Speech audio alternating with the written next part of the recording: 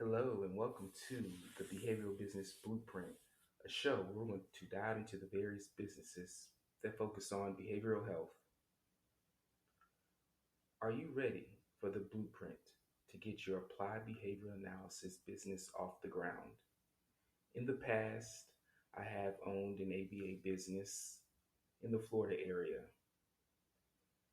If you know anything about insurance and dealing with anything behavioral health related, then you know, yes, it is a large revenue generator.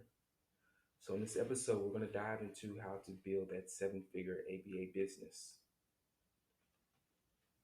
Starting out, the first thing you have to know to build this seven figure ABA business mindset is everything.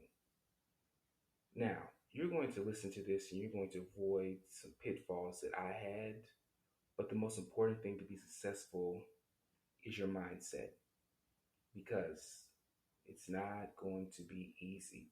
But if you're consistent, you're going to hit that seven figure mark before you know it.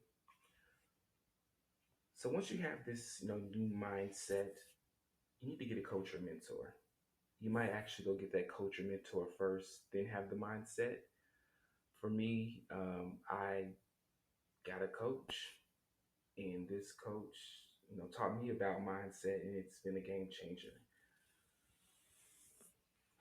And at minimum, if you're not going to get this coach, if you just want to do things on your own, and which I would not tell anybody to do, at least get you a tribe of people that are on the same path as you, or maybe they're just a few steps ahead of you, somebody that you can really talk to, and you guys can just get some feedback off of each other.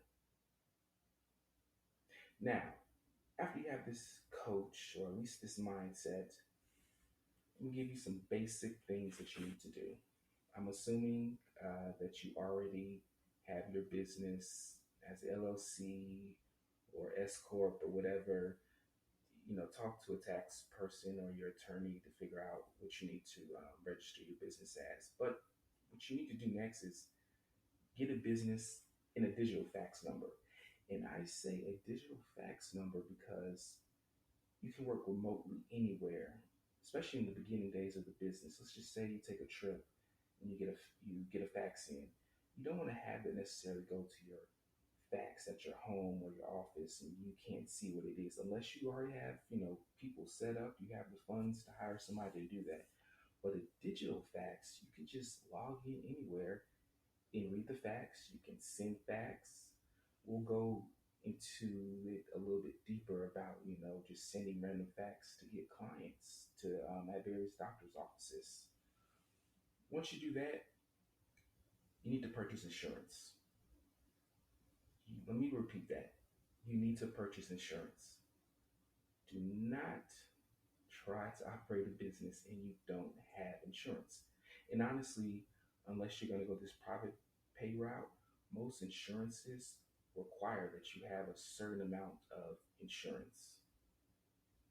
Just so important to remember, things will happen and you rather have it than not have it. Trust me. So after you've done, that, our next step, if you're not a BCBA, because yes, there are plenty of people out here that are not BCBAs that own ABA businesses. Does it matter? Not really. I mean, there's plenty of people that own businesses and they don't necessarily have that credential for that business, but they're smart and they hire the right people. And you're going to need a BCBA. That's a guarantee. You will need a BCBA, especially if you're going to credential with these insurances.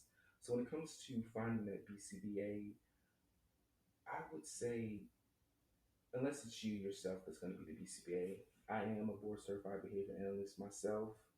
So I was able to just move forward and have to worry about looking for one. But if you have to look for one, I would say this: money isn't everything. Get creative with hiring. Some things that I've seen out there and some things I wish I would have done was give some equity share. You have to understand, if you want to be in this for the long run, you're not just trying to get a quick dollar, you want to get some buy-in from your BCBA because your BCBA is going to be your bloodline. You're going to need them. And you want to attract and keep your analysts. So a way to do that, and this is just one way I'm giving, is to give some equity share, whether it be a small percentage or a higher percentage. Just think about that. Our next step, credential with various payers or insurances. And that's why I said you need to get that BCBA first, because if you're not a BCBA yourself, you're going to have one on the file that you're applying for. And let me tell you this. Is it cool and very noble to do the credentialing yourself? Yes, it is. But don't do it. I did it and it was a headache. And to be honest, I actually paid somebody. I didn't do my due diligence on them and I got burnt. But I would say a good credentialer, somebody that's credentialing you with these various insurance, they're going to have a track record. They'll be able to tell you the different companies to call to get a reference. Just call, get a reference, pay them. Save yourself the headache. You need to be focusing on other things. I'm telling you to do this now instead of later. Some people are going to say, but I did it myself. That's great. Nothing comes from that other than, yes, you know how to do it, but how much time did you spend doing that? And I'll say, success loves speed. Again, success loves speed. Hire the person that can get this done quick. Another thing you want to look at, are different scholarships for kids. Of course, I'm in Florida and we have a scholarship for kids with special needs, and you can become a provider for that scholarship. And again, you have to be a BCBA. But when you're dealing on the private side of things, you don't have to provide as much paperwork as insurances are going to require. And it's also another revenue stream. And there are a lot of parents out here that could care less about doing insurance. If you can help their child, they will have the money or they will find the money for you to come. So just look at that. Each state is different. I'm not going to say that every state out there has this type of scholarship. So once you have that first insurance or you have that first contract with your state, celebrate that milestone. I mean, really, we're going to clap it up, pat yourself on the back, because now the real work happens. The first thing you're going to do once you have that first insurance and you're so excited, you're going to find your first clients. When I owned my ABA business, I had a particular mission to help kids in foster care. So for me, I went to the different agencies that dealt with foster care over time. I, sent text messages to old caseworkers. And let me tell you, it's hard to get some caseworkers on the phone, but I was sending the messages out. I was sending emails and I was just saying, hey, I would love just to come talk about what I'm doing. Is there a time that I could come and talk to your group? And for me, I would say, hey, I'll provide breakfast, anything just to get in front of them because I know that is a huge referral source right there. So anything I can do to, kind of pair myself and, want people to send referrals to me, I'm going to do. And I know that food, at least for some people, maybe it's just me, and that's the way to their heart. If you're going to be talking to them, at least provide some food for them. But, I became very heavily involved with those agencies.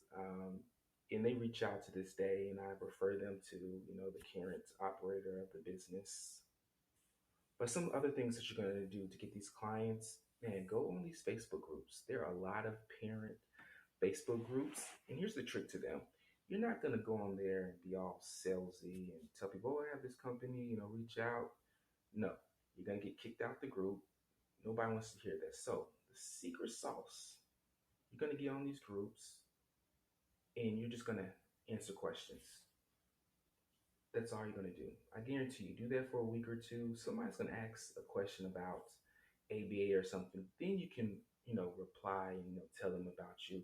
But just give the information. I promise you, man, giving out that free information of different things to help the families, man, that makes a big difference and adds to your credibility and doesn't make it seem like, hey, I'm on here just to tell you about my ABA business. And for me, I knew that clients would come, and I said, if I can just give away this information, whatever they're asking about, maybe it's not about ABA, maybe it's about PTOT, or maybe it's a question about IEPs, which are individualized education plans. Just give that information, man. The clients will come. So the next thing that you're going to do, you're going to find your first RBT. Once you have that client, and this is how I did it. Now, especially if you're starting off. Now, if you're some big company, then you can do find your first client RBT simultaneously. But for me, I would get the first client because I knew it was going to take a couple of weeks, dealing with insurance to get them credentialed, and that gave me enough time to find the RBT. And RBT, if you don't know, that's a registered behavior technician. Recruiting for an RBT is almost an episode by itself. But for now, I just want you to use Indeed or ZipRecruiter. Just put on there what you're looking for, and I promise you, you'll probably be able to find what you're looking for through that.